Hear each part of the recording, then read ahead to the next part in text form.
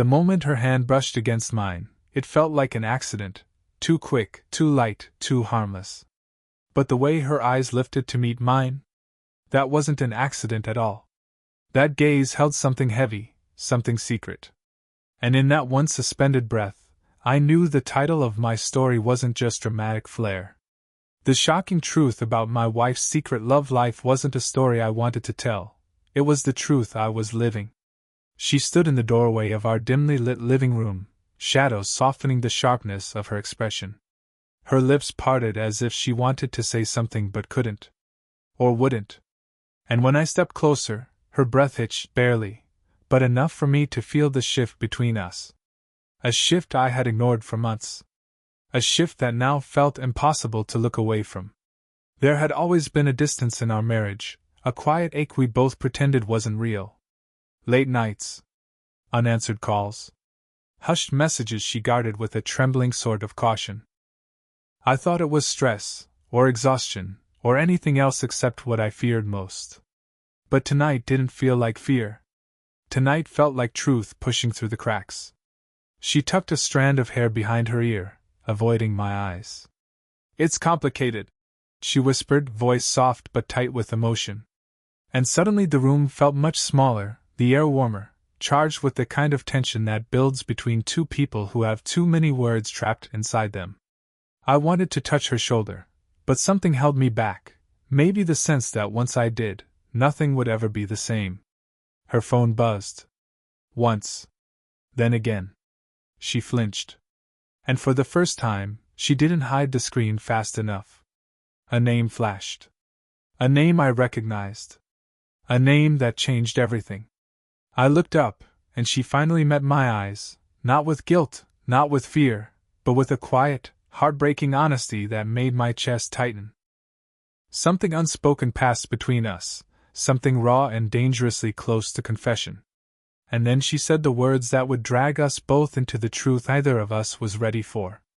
"Please, don't ask me who he is." The room froze. And so did I. Silence wrapped around us, tighter than any argument ever had. Her words still lingered in the air. "Please, don't ask me who he is." She stood there, breath unsteady, as if she already knew I would ask anyway. But I didn't. I couldn't. Something in her expression, fragile, almost pleading, held me still. I took one slow step toward her. She didn't move. Not back, not forward. Just watched me with eyes that used to feel familiar but now carried a depth I wasn't sure I had ever seen.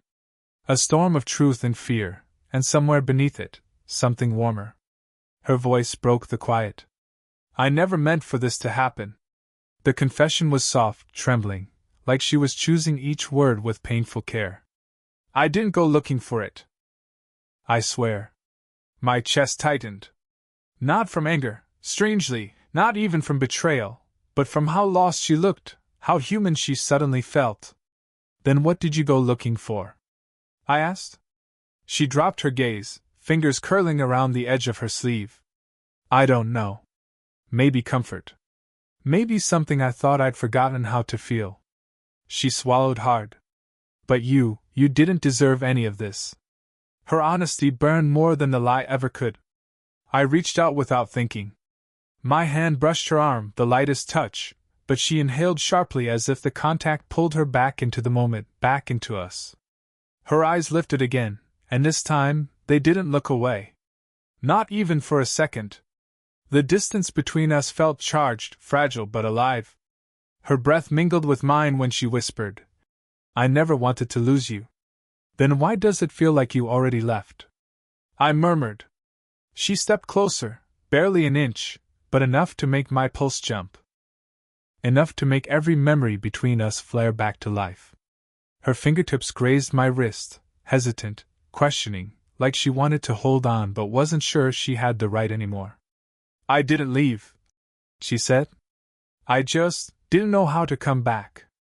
Her voice trembled on the last word, and I felt it, deep, aching, real. For a moment, neither of us breathed. The world shrank to the space between her hand and mine. To the warmth in her eyes. To the truth she wasn't saying. We stood there on the edge of something dangerous, something tender, something that could save us, or break us completely. And neither of us stepped away. For a long moment, neither of us moved. The weight of everything unsaid hung between us like a trembling thread, ready to snap if either of us pulled too hard. Her fingers were still on my wrists, barely touching, but the warmth of her skin felt impossible to ignore. It was the first time in months I felt her, really felt her, and that alone made my breath unsteady. She seemed to realize it at the same moment I did. Her hand tightened almost imperceptibly, like she wanted to hold on, then she let go, pulling back with a sharp inhale, as if the closeness burned. "I shouldn't," she whispered. "Why?" My voice was quiet, but heavy with the truth neither of us wanted to admit. "Because if I stay here, this close, I'm afraid of what I'll do." Her chest rose in a shaky breath, her eyes flicking to my mouth before she forced them back up. "I'm afraid of what I already feel." The admission hit harder than anything else tonight. She took a small step back, but it wasn't distance, it was self-defense. Her hands slid into her hair as she turned away, trying to find space in a room that suddenly felt too small for the both of us. "You deserve answers," she murmured, "but every answer I give you pulls me closer to something I'm not supposed to want." I moved toward her, not touching, just close enough that she could feel I hadn't walked away. "And what is that?" I asked. She exhaled, slow, unsteady. "You." The word hovered between us, fragile and forbidden. She turned slightly, enough for me to see her profile, the tension in her jaw, the way her eyes glistened. "I've been lying to myself for months," she said. "Telling myself the distance was safer, that wanting you again would only make it hurt more." I reached out, stopping just before my hand touched her shoulder. She felt it, her breath stilled, her body pulled toward the warmth of mine even without contact. "You're not the one who left," I murmured. "You're the one I've been waiting for to come back." Her lips parted, trembling with words she wanted to say but couldn't. She leaned in, just slightly, just enough for hope to flicker, before pulling away again, pressing a hand to her chest as if trying to calm the war inside her. "I can't," she whispered. "Not yet." But her eyes told a different truth. Her desire wasn't gone. It was simply trapped behind the walls she wasn't ready to break. Not yet. The room felt impossibly still, as if even the air knew something was shifting between us. She stood with her back half turned to me, her hands still pressed to her chest like she was holding herself together. I could see the rise and fall of her breath, shallow, uneven, almost trembling. She wasn't running. She wasn't leaving. She was fighting something inside her, something she didn't dare name.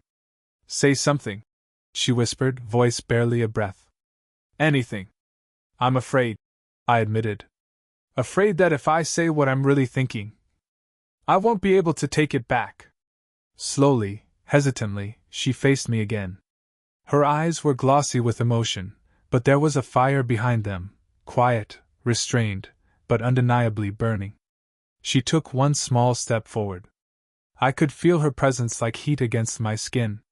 "What are you thinking?" she asked. I exhaled, feeling the truth rise like a tide I could no longer pull back.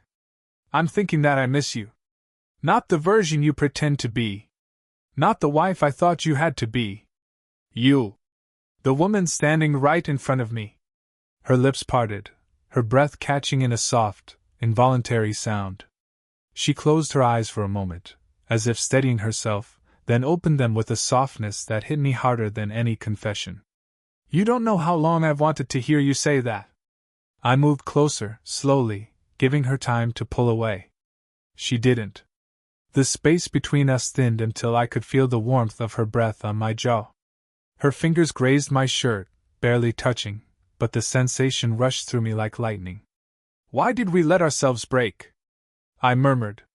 She shook her head, her forehead brushing mine for the briefest, most devastating second.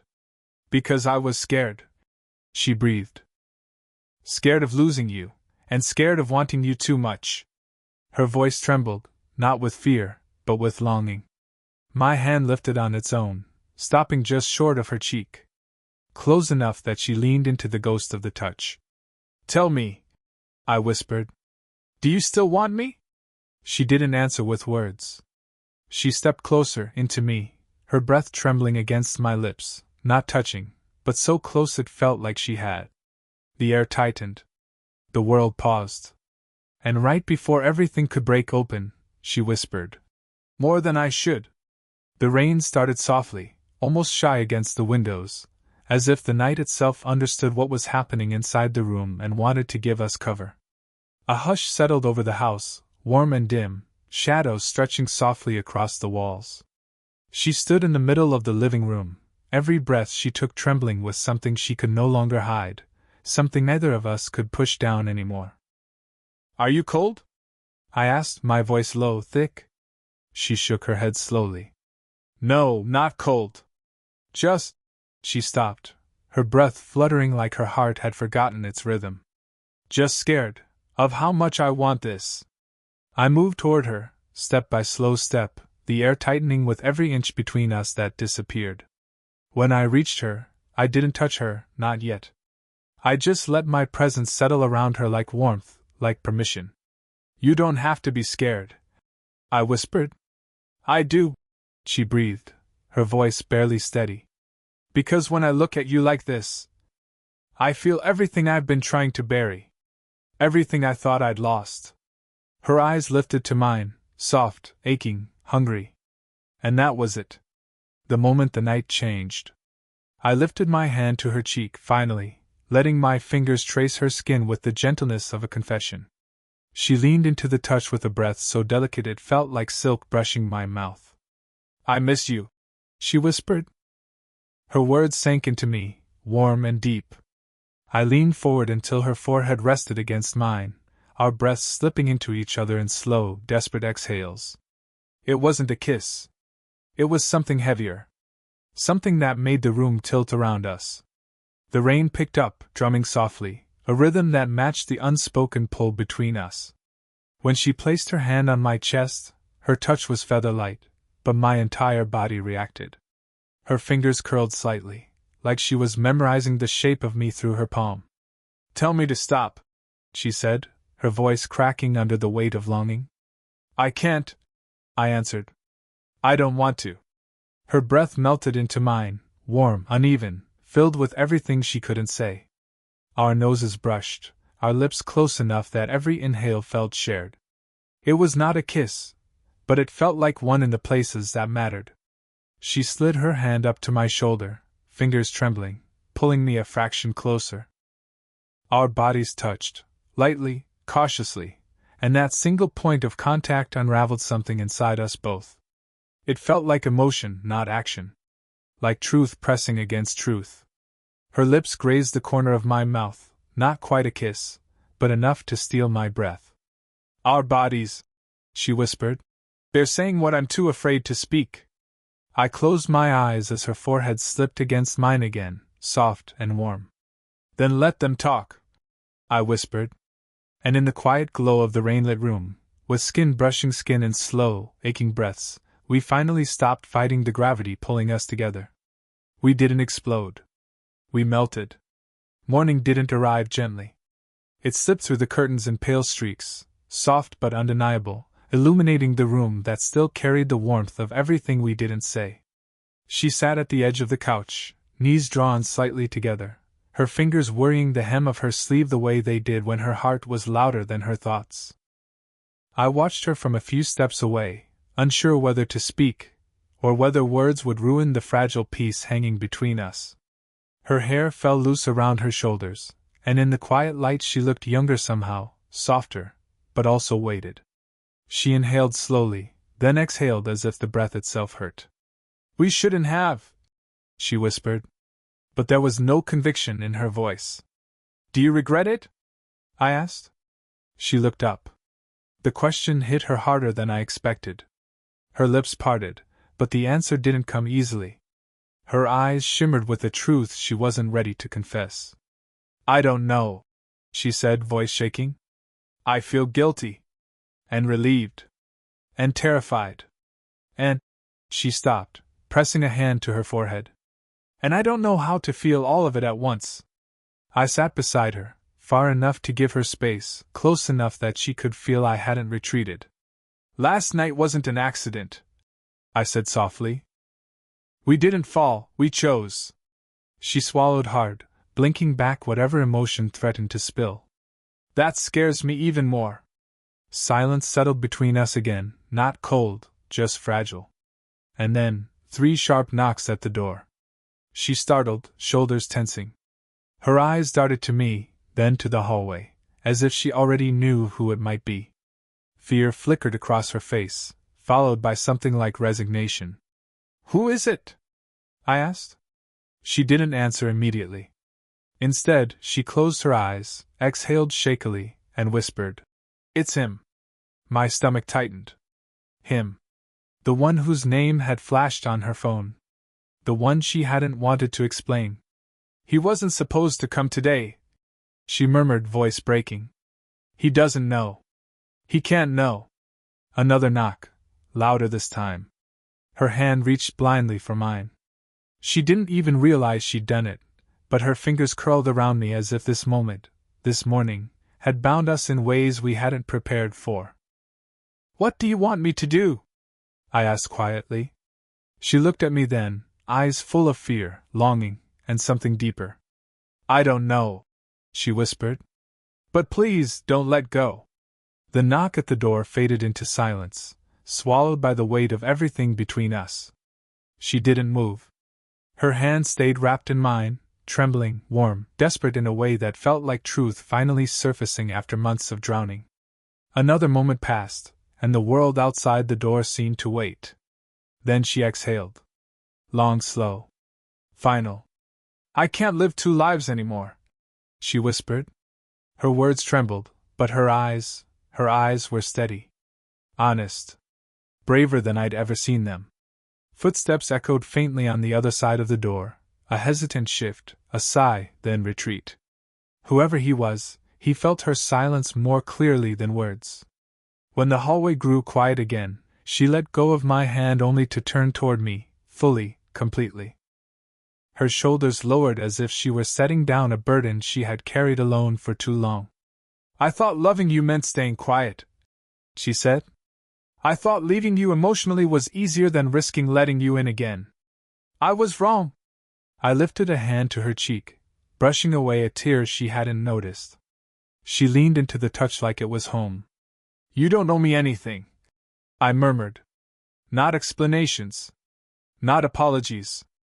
I know, she whispered. That's why I'm choosing you. Her forehead met mine, soft and slow, as though this moment wasn't meant to break us but to stitch us back together. Her breath warmed my lips, not in hunger but in peace, a peace we had both been aching for. Outside, the world carried on. Distant cars, faint morning birds, the quiet hum of life, not knowing our hearts were rewriting themselves. I don't want to run anymore, she said. And I don't want you to wonder if you're enough. Her thumb traced my knuckles. You are. You always were. I rested a gentle kiss on her forehead, not rushed, not desperate, but full and warm, sealing the space between us with something real. When she closed her eyes, her breath steadied against me. Not passion. Not fear. Just belonging. And as the morning settled around us, soft and golden, we stayed there, 2 hearts choosing not perfection, not certainty, but each other. Slowly. Quietly. Finally,